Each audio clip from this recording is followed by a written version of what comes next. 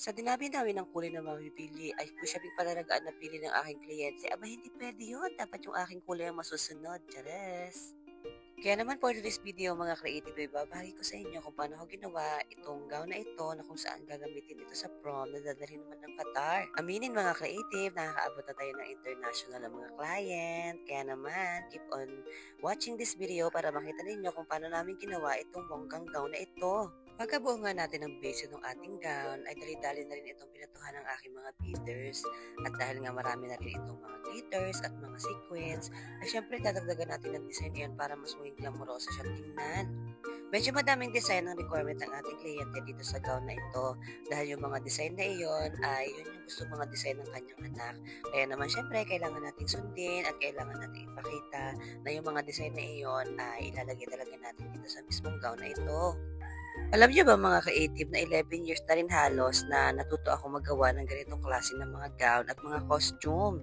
Kaya naman habang tumatagal ang panahon ay unti-unti ko natutunan yung mga tamang technique dahil hindi nga ako nag-aral ng formal na pag-aaral para sa pagbubuo ng mga gown, lalong-lalo na pagdating sa fashion.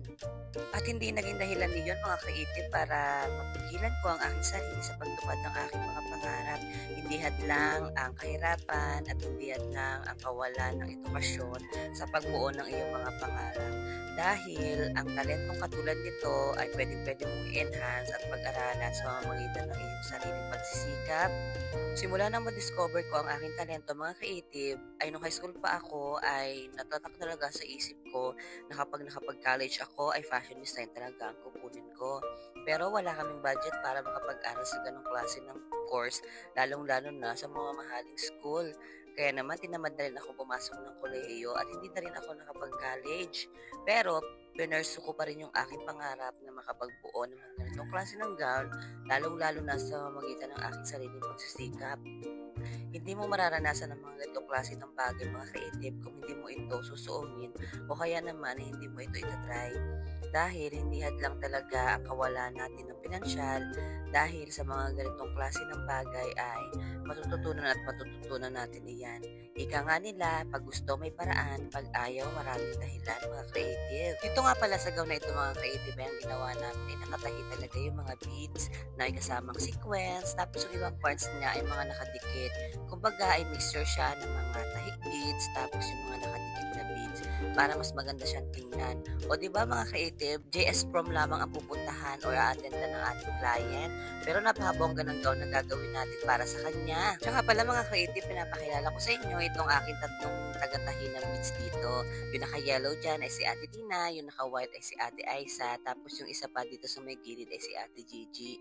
Sila talaga yung mga trinain ko na magtahi ng beads dahil medyo maselan nga yung ganitong klase ng technique sa pagbubuo ng gown.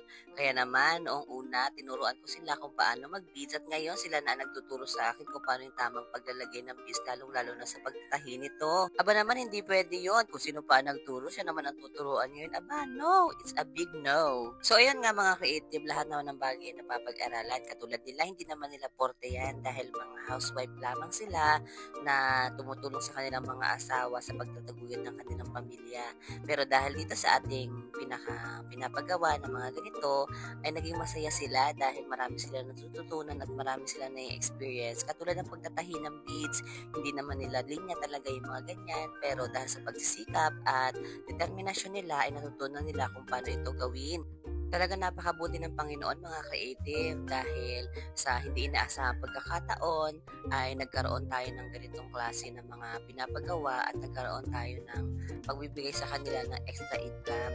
Dahil ang pagpapagawa ng mga ganito ng ating mga kliyente ay binibigay natin sa kanila yung ibang mga gawain para naman may kitain sila na makakatulong sa kanilang pamilya.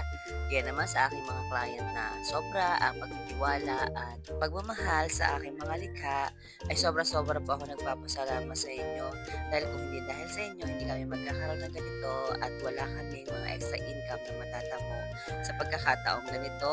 At dito na nga ulit tayo sa pagbubuo ng ating gown mga creative. creative, medyo maganda na talaga yung itsura nitong ating gown dahil nilagyan na natin ito ng mga glass beads. At medyo napupuno na rin yung mga beads na tinatahin nila dito. Kaya naman mas attractive na siyang tingnan at napaka-expensive na niyang tingnan dahil ang pagtatahi ng beads ay hindi biro. Kaya naman yung mga fully beaded na mga gown ay talagang napakamahal at napaka-expensive talaga.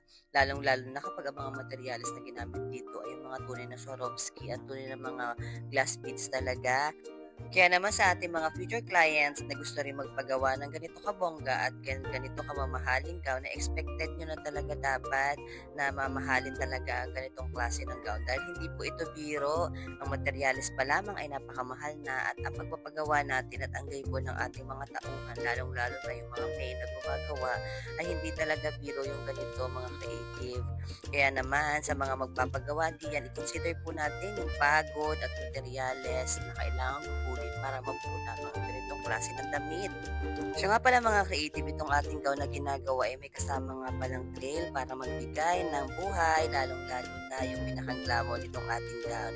At medyo natatapos na nga tayo sa gown na pinagawa sa atin at kung makikita ninyo ay pinaghirapan talaga yung mga design na nilagay namin diyan. Talaga naman tahi yung mga beads diyan, lalong-lalo na yung mga glass beads na nakalagay dito sa pinakang dibdib. Dahil kapag hindi natin tinahi yan ay matatanggal yan. Kaya naman sa client ko from Qatar na si Miss J. Tibera ay nagpapasalamat po ako sa pinagawa ninyo dahil sa pagkakataong ito ay na-showcase ko yung talento ko para makarating dyan sa lugar ninyo. Lalong-lalo na nakatulong din ako sa aking mga kapitbahay na nangangailangan ng extra income na makakatulong sa kanilang pamilya. Kaya naman labis-labis ako nagpapasalamat sa buong may kapal dahil sa talento binigay sa akin. At siguro naging instrumento rin ako para makatulong din tayo sa ibang tao. Kaya naman for today's video mga creative ay nagpapasalamat po ako sa inyong panonood. See you sa aking mga next videos. Bye!